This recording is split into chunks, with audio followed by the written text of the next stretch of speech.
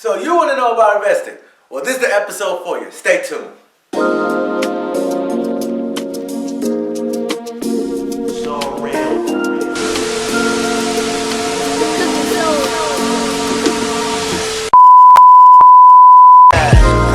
Little homie with a big dream.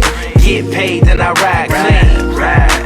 Then I saw that Beamer staring out the window with the cleaners. I just gotta get it. Little homie with a big dream. Get paid, then I ride clean. Then I saw that Beamer staring out the window with the cleaners. I just gotta get it. Welcome back to iLEAP Vlog Series episode 10, where we be talking about investing. I have been getting a lot of requests about this video, so this is finally the time where I'll be talking about investing. This will be a long-winded video, I kid you not. So I'm gonna make a two-part video to this, where you can watch some of the stuff that I talk about now, and then come back and watch some more stuff later.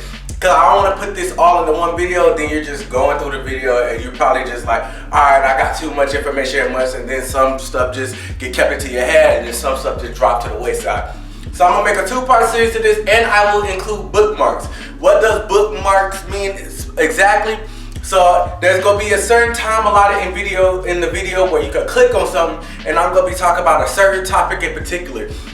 So with them bookmarks, if you want to learn about one particular thing that I'm talking about in investing, you could click on that bookmark and it'll get you to that time period to where I'm talking about that specific topic. And then after that, you can leave the video or you can continue to watch. It's really up to you.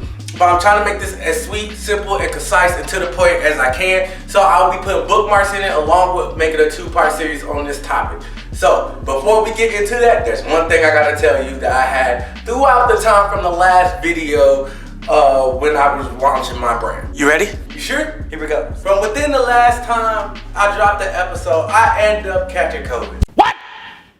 What's wrong? He's infected. Oh. Oh my God! I'm still here. No need to worry. But since I caught it, I'm pretty sure a lot of people who haven't caught it is curious on how it affected me. And here's where I will tell you how it affected me and what I did when I found out I had it. So on December 18th of last year, I ended up finding out I had COVID. The reason why I found out that I had it, I had a suspicion that I had it because I could not smell anything. When I say I could not smell anything, I sprayed air freshener in my face, cologne in my face, and I could not smell a thing. Went and got checked, ended up finding out I ended up having COVID. So what happened with me, I ended up, of course, being restricted for 14 days at my home. My girl was there with me, so we both were quarantining in place. How did it affect me? It didn't really affect me too much. Of course, I lost my sense of smell, but other than that, I had some type of restrictions to my breathing every now and again. It wasn't throughout the whole time that I had restrictions on my breathing. A lot of times it just felt like I necessarily had a cold. Sometimes I was starting to get more hot than usual, and my girl was thinking that I may have had a fever, but when she felt my head, it was never really hot, but my body was just really warm. And I didn't feel no way about it. I didn't feel hot or anything. I didn't feel hot, I didn't feel cold, but she said I was feeling real warm. So I guess I could say I had a little bit of hot flashes, but other than that, how did I end up trying to beat it? All I did was pop a crap ton. I went through like 3 bags of cough drops, and other than that, I was just taking my vitamins because at this time there was no type of vaccine given out or anything like that, and I probably wouldn't take it because I don't trust it. I mean, I just don't trust it. Matter of fact, so later on this month, my supervisor was messaged the group chat pretty much asking, does anyone want to volunteer for the vaccine? And I was like, no, no, no, no, no, hell no, no, no. I refuse, no! You ain't catching me with that. I ain't about to go an extra foot. You got me, big. Next thing I want to talk about is I just want to thank everyone who helped make my launch go as smooth as it did. I did have some hiccups along the way to this launch, and right now I'm in the process of doing my launch campaign. So you're about to see more Black Kosmos when it comes to just my YouTube videos, or if you follow me on any of my social media accounts. I'm working on that as well as my launch, and I just still want to thank everyone for supporting me throughout the whole series and throughout the whole time I got to where I am today. I just want to thank y'all, and if you haven't bought anything due to the holidays, because I know I launched around holiday season, if you haven't bought anything, please go to www.blackkosmos.com. I'll put it right here so you can see it, and I'll put it down in the description below so you can see it as well. And just please buy some if you really are interested in my products. The next thing I want to do, since we talk about Black Kosmos, is I want to thank my boy for way back when. I'm talking about we go back like 4 flats on the Cadillac. I want to thank my boy Sean G. Lowe. He did something out of the kindness of his heart, and I'm going to be putting that in this video, but it's going to be more so at the end. But he made a video to promote my brand, and I'm going to be using that all across my social media platforms. Matter of fact, you know what? I just can't wait to show it. I'm going to show it right now. Wow. Oh my God. Wow.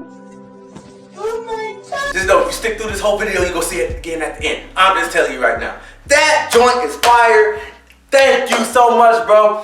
Me and you are going to be doing collaborations along with a lot of other people. But no, me and you, we're going to be doing collaborations soon enough when I'm ready and I have the time to. So thank you once again for that. And the last thing I want to let know before we go into the main topic at hand is that the topic that I'm going to be talking about today is just pretty much talking about all the type of ways you can invest. I can't cover them all because there's a lot of ways too, but I'll be covering a lot. Now I won't be going in depth into everything that I'm talking about when it comes to investing. So what I'm going to ask y'all is if y'all want a series to where I get a crap load in depth into every type of investment strategy that I know in my little head of mine, let me know in the comments down below. Let me know on the side in a DM. Let me know some way, shape, or form that you want me to make this a series. And I will gladly do that for y'all because that's what y'all want to do. Now let's get into the episode. We're talking about investment. We need to know what the definition of investment is. So what I'm gonna do is pull it up on my phone, and then I'm gonna put it on the screen, and while it's on the screen, I'm gonna read it aloud to you, and then I'm gonna give you pretty much more basic definition out of my own mouth other than what we read. Alright, let's go. So pulling up the definition from investopedia.com, an investment is an asset or item acquired with the goal of generating income or appreciation. Appreciation refers to an increase in the value of an asset over time. When an individual purchases a good as an investment, the intent is not to consume the good, but rather to use it in the future to create wealth. An investment always considers the outlay of some asset today, time, money, or effort, in hopes of a greater payoff in the future than what was originally put in. So an investment is something that you purchase that you never planned on using at a certain price because you have the idea it's going to be worth more in the future. Here's an example. Let's just say that you have a bike that you just bought. There's only like 3,000 of them made. There's no more that's planning on being made, and you bought it for $500, and you think the value of that bike is gonna go up in time if you don't use it at all, and due to scarcity of the product. And when I say scarcity, due to the limited amount of bikes that were made that can be attained in the world.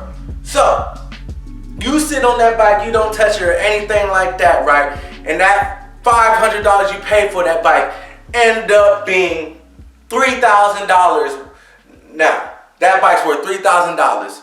You made a profit of $2,500 if you was to sell it today. If you would sell that bike today, you would have made $2,500 off that $500 you just spent. That, in simple terms, is what an investment is. So, let's go to the very first topic. And this very first topic is what everyone been hitting me up to mainly talk about throughout the whole time I addressed this investment video. Stocks. Stocks has been becoming a trending topic for like the past 3 years or so. It's been well more prevalent and talked about now throughout this coronavirus pandemic because number one, there's a lot of money to be made throughout a pandemic and a recession. And number two is because people are starting to realize they need some type of security, some type of fail-safe, some type of way they have some money that they can pull from just in case all hell breaks loose and we go through another pandemic, let's just say 15 to 20 years from now, once this pandemic is over with. People have been talking about stocks a lot. So this is where I'm about to tell you about how you can make money out of it. Before we get anywhere to that, I'm going to give you the definition of what a stock is. Just like how I did with investment, I'm going to do with this definition right here. So just give me a moment and we'll get into it. A stock, also known as equity, is a security that represents the ownership of a fraction of a corporation. This entitles the owner of the stock to a proportion of the corporation's assets and profits equal to how much stock they own. Units of stocks are also called shares. A stock or a share, this piece of paper is saying you own a portion of this company at this particular price. You could do whatever you want with that share, but it's only at that price. When you buy a stock or a share, you are officially an owner of a company. If you bought a share of Google, you're part owner of Google. If you bought a share of Microsoft, you're part owner of Microsoft. You buy a share of Verizon, you're part owner of Verizon. So when people talk about I own this, they really do. They own a part of that company at that particular price. Now that we know what a stock or a share is, we're going to talk about how you make money with stocks. So the way you make money through stocks is through doing something that's called trading. And you do that by trading in something called a stock market. Now, how you make money is like this. Follow me. I'm going to try to put this on the screen somewhere so you can see and get a better concept, because all I'm going to be doing is simple calculation. This is me giving an example. This is not real or anything, but this is really how it works. You bought a share or a stock of Ford Motor Company, the company that makes trucks and all that. You bought a stock of their company at $1. Throughout time, Ford went up $20 because they had some good news about something that happened within their company. So now that stock is worth $20, but you paid for it at $1. So your stock is worth $19 more than what you bought it at today. Here's how it works when you do trading. So if you want to cash out and make your $19 back, you would do something called trading. You would sell it back to the market at $20.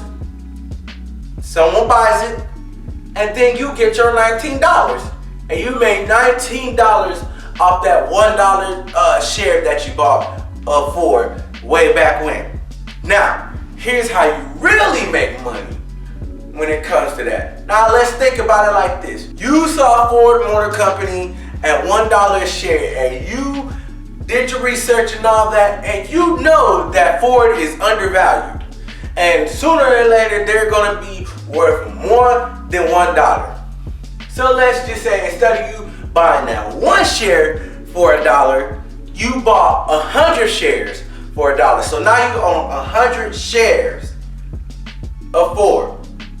And likewise, Ford went up $20. What? Ford is $20 at the $20 mark now. 100 times 19. And that's the profit that you just made off $100. So with the $100 you spent to own 100 shares of Ford, right? You only paid $100. You made $1,900 off $100. That's good money if you ask me. I spent $100 and made $1,900. That's a good investment to me. That's how you really make money in the stock market. Now, there's different ways, there's different avenues on how to make money in the stock market. You could aggressively make money, you could moderately and try to be on the safe side, and then sometimes be risky and make money that way in the stock market. Or you could just be on the safe side and slowly grow your money. Me, what I do, if you want to know what I do a little bit of moderate. Sometimes I'm high risk with some of the investments I make in the stock market, and sometimes I'm not. Now, how can you be safe? How can you be risky, more risky? Here's ways. The different avenues on how to make money in the stock market goes as follows. You got REITs, you got index funds, you got mutual funds, you got bonds, you got option trading. Option trading is probably one of the riskiest ones. But all the other ones is not so much risky, it's more on the safe side / moderate, because all you're really doing is purchasing a stock of a particular type, and then next thing you know, you're pretty much just sitting on it. You can active trade, which is more risky. When I say active trading, you're actually buying stock, planning to sell it probably within the next couple hours or so, or the next day, because you expect it to jump up, I don't know, $5, right? So that's pretty much risky because it could give or take. And if you had that money to something else, but you was like, man, I know it's gonna make me like $200 tomorrow, so I'm not worried about it. And it doesn't, you out on money. And you're either gonna have to ride with it or not. Not all investments go good. There's some investments that's just gonna make you lose money. And let's bring an example on how you would lose money with the same trade that you just did. So let's just say you bought 100 shares of Ford at $1, right? And instead of them doing good like you suspected, they did the exact opposite. And some bad news came out. Something happened. One of their trucks exploded while it was on the highway, and people don't trust Ford no more. Something like that was to happen, right? Instead of it going up, it went down. Instead of it being worth $1, now it's worth 50 cents. You're officially losing money in that trade that you are doing right now. So you got two options now. You got two options that you could do. Option number one is hang on to them 100 shares because you believe in Ford, and it's gonna get back to that dollar threshold to where you can sell it back and get your money back. Or you can actually even just hang on to it like I was saying, and you believe in that company to get to wherever you feel like it's gonna get to. It's gonna be successful, and you believe it's gonna get to that $20 threshold, or it's maybe even higher. You can sit there and hold on that 100 shares that you had throughout the whole process of it going down. That's option number one. Or option number two, you notice that the stocks went down to 50 cents, you don't want to lose no more money than what you're losing already, and you sell all the shares that you have for 50 cents. And with the money that you have left over from that investment that you made, you can just take it and run away with it. Now, there's repercussions to each choice that I gave you, but them are literally your only two choices. Here's how is a repercussion and all that to each way you go. So repercussion number one, let's just say you held on to that stock, right? You believe in that company getting past that $20 threshold. Instead, Ford goes bankrupt. You lost all your $100 because your shares ain't worth jack squat and went down to zero cents instead of $1 now. So you just lost all your $100 that you invested into Ford. That's a repercussion of holding your money if just things go south with Ford. Here's another repercussion.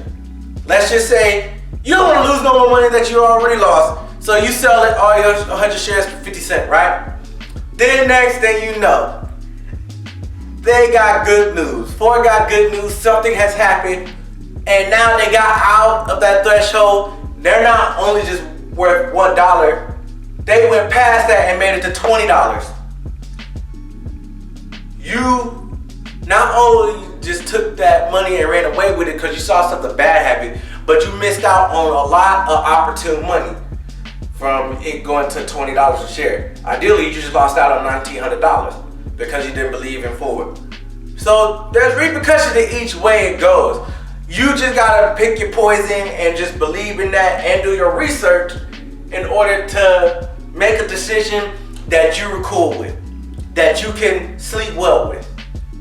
That's all on you though. Now, there's different avenues of approach when it comes to making money in the stock market. You got REITs, index funds, mutual funds, bonds, and option trading. I could go into in depth with all of them, but I'm not gonna do it in this video. So if you want to know more about stocks, feel free to drop a comment down below. I want to know more about this. DM me anything, and I will get you to that video if I get enough feedback. It's all based on the viewers and what y'all want to know. So just let me know. So the next thing you may be asking is, how can you get yourself involved into trading stocks? Well, you get yourself involved by going through a brokerage company. And little do you know, you've been advertised about brokerage companies. Unless you're in the Stone Age and haven't used a phone or a TV, you've been advertised by brokerage companies quite a bit. If you've ever seen advertisements by companies called Fidelity, E-Trade, Charles Schwab, M1 Finance, Acorns, anything like them, you've been advertised by a brokerage company. So if you hop online or hop on your phone and download one of their apps, you can set up a brokerage account and then you can start trading stocks on your own. Matter of fact, if you want to get involved into stocks today, make sure you do your research if you want to get involved with it today though.